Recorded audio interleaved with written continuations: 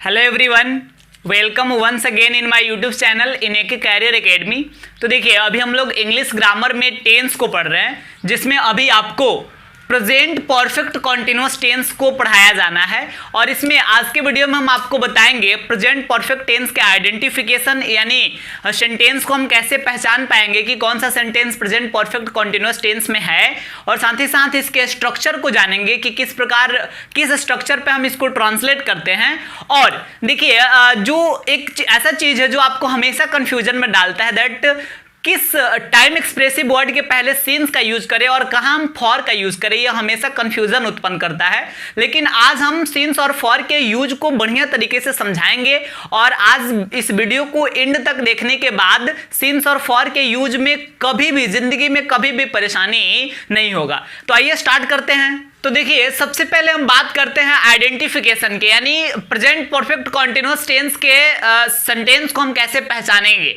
तो देखिए, इसके पहचानने का तरीका है कि यदि हिंदी क्रिया के अंत में रहा है, रही है, रहे हैं ऐसे शब्द आए तो साथ ही साथ अब आपके मन में सवाल आएगा कि सर ये तो प्रेजेंट कॉन्टिन्यूअस टेंस में था, यहां भी आप सेम चीज बता रहे नहीं। देखिए, थोड़ा सा अंतर है, लास्ट में रहा है, रही है, रहे हैं अगर आएगा तो प्रेजेंट कॉन्टिन्यूअस टेंस है।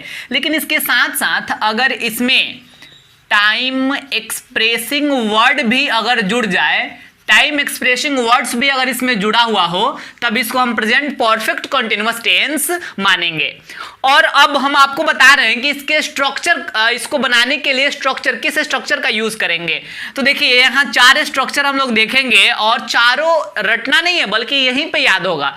तो आपको हम पहले ही बता चुके हैं कि जब बात आएगी परफेक्ट टेंस का, तो वहां पे आपको वर्ब टू हैव का यूज करना है, यानी हैव, हैज या हैड का यूज करना होता है फॉर परफेक्ट टेंस के लिए। फिर आपको हम बताए थे कि हैज, हैव, हैड के बाद कभी भी वर्ब 3 प्रयुक्त होता है। दूसरी तरफ हम बताए थे कि जब बात आए कॉन्टिन्यूअस टेंस की, तो यहाँ पे हम वर्ब 4 का यूज करते हैं, यानी वर्ब में ing का यूज कर लेते हैं। अब यहाँ पे आपको समझना है कि ये अफर्मेटिव सेंटेंस का जब स्ट्रक्चर लिखेंगे तो सबसे पहले सब्जेक्ट का तो आना ही है, यानी सब्जेक्ट प्लस, और चूंकि परफेक्ट टेंस है तो हैज, हैव या हैड, तो ये प्रेजेंट परफेक्ट टेंस है, तो प्रेजेंट में तो हैड आएगा नहीं, तो क्या आएगा, केवल हैज या हैव। तो सब्जेक्ट प्लस हैज या हैव प्लस। अब आपको समझना है कि परफेक्ट टेंस कहता है वर्ब 3 चाहिए, और यहाँ कॉन्टिन्यूअस भी है, कॉन्टिन्यूअस कहता है कि वर्ब 4 चाहिए। अब तो हुआ, विवाद वाली स्थिति आ गई यहाँ पे। तो देखिए, इस झगड़ा को कैसे हम सुलझाएंगे। हम क्या करते हैं कि अपने समय पता है कि बी का वर्ब 3 होता है बीन, और बी का वर्ब 4 होता है बीइंग। तो चूंकि परफेक्ट टेंस है और परफेक्ट टेंस वर्ब 3 मांगता है, तो लीजिए ये वर्ब 3 है ना, हम इसको दे देते हैं। तो चूंकि हैज, हैव के बाद वर्ब 3 का यूज होता है, तो हम बीन लगा दिए, प्लस अब वर्ब 4 का भी यूज कर देंगे। सेंटेंस में जिस वर्ब का यूज हुआ रहेगा उसमें ing लगा देंगे। जहां तक वर्ब 3 की बात थी तो उसके लिए तो हम बीन अलग से लगा ही दिए, फिर उसके बाद वर्ब 4, और जब वर्ब 4 लगा दिए तो लास्टली हम लिख देंगे ऑब्जेक्ट। लेकिन एक और चीज यहाँ पे आपको देखना है कि बिकॉज टाइम एक्सप्रेसिंग वर्ड भी है, तो हमें इसमें टाइम को भी शो करना है। तो फिर टाइम को शो करने के लिए सबसे पहले हमें सिंस या फॉर का यूज करना पड़ेगा, उसके बाद हम टाइम को शो करेंगे। ठीक है, जैसे देखिए, अगर इस प्रकार का सेंटेंस है, मैं क्रिकेट खेल रहा हूं, आपको समझना है। तो यहां पे ये जो सेंटेंस है ये प्रेजेंट कॉन्टिन्यूअस में है, बिकॉज यहां टाइम इंडिकेट नहीं किया गया है। लेकिन अगर ऐसे कहा जाए कि मैं 2 घंटे से क्रिकेट खेल रहा हूं, बिकॉज यहां पे टाइम आ गया, इसलिए हम इसको प्रेजेंट परफेक्ट कॉन्टिन्यूअस टेंस मानेंगे। और बनाएंगे कैसे, I have been playing cricket, I have been playing cricket for 2 hours. तो अभी हम बताएं जिस प्रकार का स्ट्रक्चर, वैसे ही इसका यूज करें। सब्जेक्ट आई, इसके बाद हैज या हैव, तो हमें पता है आई के साथ हैव लगता है, फिर बीन, फिर वर्ब फोर, तो खेलना प्ले, वर्ब फोर प्लेइंग हो जाएगा, ऑब्जेक्ट क्रिकेट है, फिर सिंस या फॉर, तो यहाँ 2 आवर्स है 2 घंटे, तो इसके पहले फॉर लगाएंगे, फॉर 2 आवर्स। तो इस प्रकार हम इसको बना सकते हैं। अब देखिए आगे बढ़ते हैं और यहाँ पे हम आपको बताते हैं निगेटिव सेंटेंस का स्ट्रक्चर किस रूप में होगा। तो हमें पता है बड़ा आसान है, अगर अफर्मेटिव का लिख लिए तो केवल हेल्पिंग वर्ब के बाद में नॉट लगा देना होता है। तो हैज हैव के बाद में नॉट ले लेंगे, plus been plus verb four plus object plus since या फॉर प्लस टाइम। तो ये भी काफ़ी आसान था। अब इसके बाद जब यस नो क्वेश्चन की बारी आती है तो हमें पता है कि यस नो क्वेश्चन हो या WH क्वेश्चन हो, हमें हेल्पिंग वर्ब को बाहर निकालना पड़ता है। तो हेल्पिंग वर्ब है हैज़ या हैव, लीजिए इसको हम बाहर निकाल दिए, हैज़ या have plus subject plus been plus verb four plus object plus since या फॉर प्लस टाइम। तो कुछ नहीं करना है, यस नो क्वेश्चन के लिए केवल हेल्पिंग वर्ब को बाहर निकाल देना, बाकी सब सेम ही रहेगा। अब आइए WH क्वेश्चन की बात करते हैं। तो WH क्वेश्चन, ये भी क्वेश्चन है ये भी क्वेश्चन है, तो स्ट्रक्चर सेम रहेगा, लेकिन चूंकि ये WH क्वेश्चन है तो WH वर्ड्स भी इसमें जुड़ जाएगा। WH वर्ड्स प्लस हैज या have plus subject plus been plus verb four plus object plus since या फॉर प्लस टाइम। तो इस तरीके से इसका हम यूज कर लेंगे। तो देखिए अभी आपको ये तो समझ में आ गया होगा कि सर अगर हमें अफर्मेटिव का स्ट्रक्चर याद है तो निगेटिव हम आसानी से बना लेंगे, हेल्पिंग वर्ब के बाद में नॉट लगा देना है। यस नो क्वेश्चन भी बना लेंगे, हेल्पिंग वर्ब को बाहर निकाल देना है। WH क्वेश्चन भी बना लेंगे, WH वर्ड्स को बाहर कर देना और हेल्पिंग वर्ब को भी। लेकिन अफर्मेटिव सेंटेंस ही याद करना पड़ेगा, तो वो भी याद करने की आवश्यकता नहीं, ये भी हम आपको स्टेप वाइज समझा ही दिए कि कैसे किसके बाद कौन से वर्ड्स का यूज यहाँ पे हम करेंगे। अब देखिए यहाँ ऑप्शन किस किस में है। तो देखिए सबसे पहले हैज या हैव, तो आपको तो पता है किसके साथ हैज लगाते हैं किसके साथ हैव लगाते हैं। सिंगुलर सब्जेक्ट के साथ हैज लगता है, प्लूरल सब्जेक्ट के साथ हैव लगता है। आई सिंगुलर है लेकिन इसको एक्सेप्शन माना जाता है, जिसके चलते सिंगुलर होने के बावजूद भी इसमें हैव लगता है। ये आपको पहले से ही पता है। अब यहाँ पे ऑप्शन दिख रहा है सीन्स लगाएं या फॉर लगाएं, किसके पहले सीन्स का यूज करें किसके पहले फॉर का यूज करें। ये एक बड़ा कॉन्सेप्ट है जिसे आपको समझना है। देखिए इसमें काफी कंफ्यूजन होता है, हम पहले ही बता दिए हैं, लेकिन अभी हम आपको समझा रहे हैं सीन्स और फॉर का यूज। आई थिंक अगर इसको बढ़िया से आप समझते हैं तो आपको जिंदगी भर प्रॉब्लम नहीं होगा। तो आइए स्टार्ट करते हैं इसको समझना, यूज ऑफ सीन्स और फॉर को। तो देखिए इस कॉन्सेप्ट को समझिए, सीन्स का यूज हम कहाँ करेंगे। सबसे पहले हम आपको ये बताते हैं। तो देखिए सीन्स का यूज जो है हम पॉइंट ऑफ टाइम को इंडिकेट करने के लिए करते हैं, पॉइंट ऑफ टाइम को दिखाने के लिए। जबकि फॉर की बात किया जाए तो इसका यूज हम करते हैं पीरियड ऑफ टाइम को दिखाने के लिए। आपको समझना, अब देखिए अगर आपको यही समझ में नहीं आ रहा है कि पॉइंट ऑफ टाइम और पीरियड ऑफ टाइम है क्या, तो फिर ये इसमें बहुत दिक्कत होगा। तो पहले तो आपको हम ये समझाएंगे कि पॉइंट ऑफ टाइम क्या है, पीरियड ऑफ टाइम क्या है, और उसके बाद जो है हम आपको इसके यूज के तरफ बढ़ाएंगे। तो देखिए सबसे पहले हम बात करते हैं पॉइंट ऑफ टाइम की। इसका मतलब हुआ कि समय का एक निश्चित मतलब वैल्यू जहां से कोई काम किया जाना स्टार्ट हो रहा है, यानी वैसा समय, वैसा फिक्स्ड टाइम जहां से कोई काम शुरू हुआ है किया जाना, समय के उस पॉइंट को ही हम क्या कहते हैं, पॉइंट ऑफ टाइम। लेकिन पीरियड ऑफ टाइम का मतलब होता है कि काम जब से शुरू हुआ तब से लेकर और अभी तक कितना समय लग गया है। यानी इसका मतलब यह हुआ कि काम एग्जैक्टली कब से शुरू हुआ है, कब से शुरू हुआ है। और फिर इसका मतलब यह हुआ कि काम मतलब जब से शुरू हुआ तब से अब तक कितना समय लग गया, टोटल कितना समय लग गया है। तो रियल मायने में पॉइंट ऑफ टाइम और पीरियड ऑफ टाइम का मतलब यही होता। अब देखिए आपको स्टेप वाइज हम समझा रहे हैं। जैसे मान लीजिए कि हम कोई काम जो है 2008 से कर रहे हैं, 2008 ईस्वी से हम कोई काम कर रहे हैं, तो हम कहेंगे कि मैं इस काम को 2008 से करता रहा हूं, 2008 से कर रहा हूं। तो ये एक टाइम है, पॉइंट ऑफ टाइम है। हमें पता चल रहा है कि इस समय से कब से काम शुरू हुआ हमारा, तो हमारा काम 2008 से ही शुरू हुआ है, यानी ये पॉइंट ऑफ टाइम को इंडिकेट कर रहा है।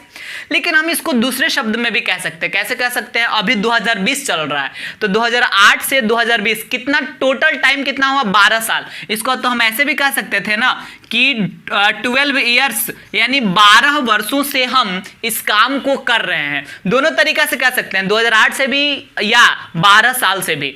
तो जब 2008 कहेंगे तो इसका मतलब एक पॉइंट ऑफ टाइम का बोध हो रहा है, एग्जैक्टली कब से शुरू हुआ, तो 2008 से शुरू हुआ। लेकिन पीरियड ऑफ टाइम को ये दिखा रहा है कि काम शुरू हुआ जब से, उस समय से लेकर अब तक टोटल कितना टाइम लगा, कितना समय लग गया, 12 साल लग गया है। यानी पीरियड ऑफ टाइम को ये इंडिकेट कर रहा है। तो इसके पहले हम क्या करेंगे? फॉर का यूज करेंगे। और आगे बढ़िए। अब देखिए, जैसे यहां पे हम बात करते हैं, कोई मंथ वगैरह है, मंथ का नाम है जनवरी है या फरवरी है या किसी भी मंथ का नाम है, तो इसके पहले भी हम सिंस का यूज करते हैं, बिकॉज ये भी पॉइंट ऑफ टाइम को इंडिकेट कर। जैसे मान लीजिए कि जून का महीना है, तो जून का महीना है, इसका और कोई काम हम जनवरी में स्टार्ट किए हैं, तो लगभग 5-6 महीना हो गया। मान लीजिए 5 महीना हुआ, तो अगर हम कह रहे हैं कि मैं इस काम को जनवरी से कर रहा हूं, उसको हम ऐसे भी कह सकते हैं कि मैं इस काम को 5 महीने से कर रहा हूं। तो जब हम कहेंगे कि जनवरी से कर रहा हूं, तो एक पॉइंट ऑफ टाइम का बोध हुआ कि एग्जैक्टली काम कब से शुरू हुआ है। लेकिन अगर हम कह रहे हैं कि 5 महीने से मैं इस काम को कर रहा हूं, इसका मतलब हुआ कि इस काम को जब से शुरू किया गया तब से अब तक कितना समय लग गया है? 5 महीने का समय लग गया है। तो फिर 5 मंथ्स के पहले हम क्या यूज करेंगे? फॉर का यूज करेंगे। आगे चलिए, यहां जैसे मान लीजिए कि हम बात करते हैं डेज वगैरह का, जैसे मंडे है या ट्यूसडे है, इस तरीके के डेज वगैरह का बात करते हैं। जैसे मान लीजिए कि हम किसी काम को मंडे से स्टार्ट किए हैं, तो ये पॉइंट ऑफ टाइम है, एग्जैक्टली कब से शुरू किए? तो मंडे से शुरू किए। या अगर हम इसी को, जैसे मान लीजिए कि मंडे जो है 4 दिन पहले का समय है, तो हम अगर कह रहे हैं कि मैं इस काम को 4 दिन पहले से कर रहा हूं, 4 डेज, तो यहां तो क्या काम कब जब से शुरू हुआ उस समय से अब तक कितना दिन टोटल लगा? 4 दिन लगा। तो ये पीरियड ऑफ टाइम को इंडिकेट कर रहा है। तो इसके पहले हम फॉर का यूज करेंगे। अब देखिए, जैसे मान लीजिए कि यहां दिन और रात में बहुत सारे टर्म्स आते हैं, जैसे मॉर्निंग है या इवनिंग है या फिर और भी बहुत सारे टर्म्स यहाँ हम लोग देख सकते हैं, नाइट वगैरह। तो ये एक पॉइंट ऑफ टाइम को इंडिकेट करते हैं, यानी एग्जैक्टली कोई काम सुबह से शुरू हुआ है, शाम से शुरू हुआ है, रात से शुरू हुआ है। इससे तो ये नहीं ना पता चला कि कितना देर से शुरू हुआ है।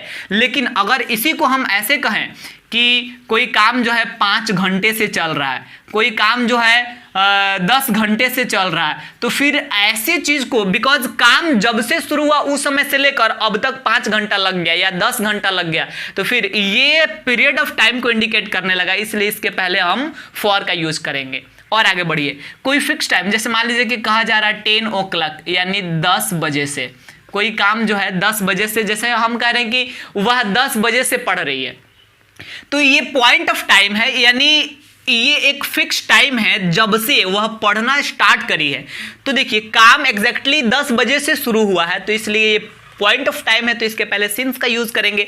और मान लीजिए कि अभी 10:45 हो रहा है, तो इसका मतलब क्या हुआ कि 10 बजे से स्टार्ट किया तो 45 मिनट हुआ उसका पढ़ाई करते हुए।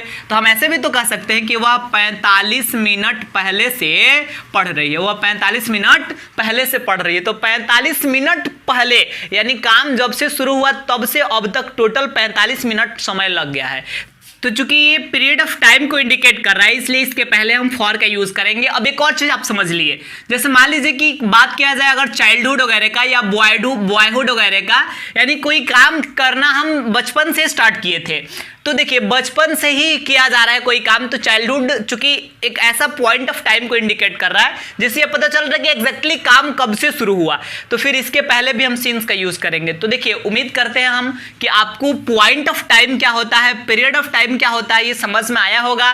और जब ये समझ में आ गया तो फिर आप सिंस और फॉर का यूज भी आसानी से कर सकते हैं। एक और चीज आप यहाँ पे देख सकते हैं, देखिए यहाँ फॉर के यूज में 45, 5, 10, 4, 5, 12 सब में कुछ ना कोई नंबर का यूज किया गया है। तो जब नंबर का यूज किया जाएगा तो फॉर का यूज हम करेंगे। जनरली ऐसे समझना है, लेकिन ये अभी मत समझ लीजिए कि 2008 भी तो नंबर है, नहीं, वर्ष का ये एग्जैक्ट नाम है इसलिए इसके पहले, और ये टाइम का एग्जैक्ट नाम है इसलिए इसके पहले हम सिंस का यूज करेंगे। लेकिन जो कॉन्सेप्ट है आप उसी को समझ के उसी के अनुसार आप सिंस और फॉर का यूज कीजिएगा। कॉन्सेप्ट क्या है? पॉइंट ऑफ टाइम के लिए सिंस और पीरियड ऑफ टाइम के लिए फॉर। अब आइए हम कुछ एग्जाम्पल्स को समझते हैं प्रेजेंट परफेक्ट कॉन्टिन्यूअस के, और एग्जाम्पल बनाने के बाद ये चीज और भी क्लियर हो जाएगा।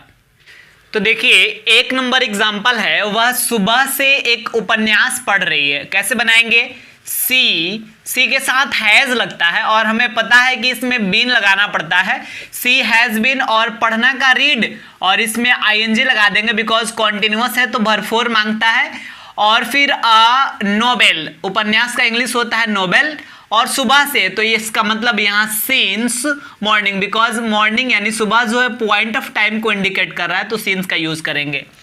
पिछले सोमवार से वर्षा हो रही है, तो फिर यहाँ पे वर्षा हो रही है पहले इतना का बनाइए तो हो जाएगा इट हैज बीन रेनिंग, वर्षा हो रही है कब से? पिछले सोमवार से, यानी सिंस लास्ट मंडे। चलिए और आगे बढ़ते हैं। अब यहाँ पे कहा जा रहा है क्या उसके पिताजी 5 वर्षों से उस स्कूल में पढ़ा रहे हैं?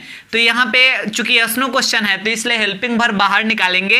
Has his father been teaching in that school पिछले 5 वर्षों से, तो हो जाएगा फॉर 5 years। चलिए और आगे बढ़ते हैं। अब इसके बाद है राधा 3 घंटे से सोई हुई है। अब देखिए यहाँ एक और चीज आपको समझना है कि लास्ट में रहा है रही है यहाँ नहीं लगा है, सोई हुई है। लेकिन थोड़ा सेंस, कॉमन सेंस से सोचिए आप कि राधा सोई हुई है, इसका मतलब उसके सोने का काम अभी जारी है, कंटिन्यू है, तो फिर कॉन्टिन्यूअस है। और चूंकि समय का भी मेंशन किया गया है तो परफेक्ट कॉन्टिन्यूअस है, तो फिर क्या हो जाएगा? राधा हैज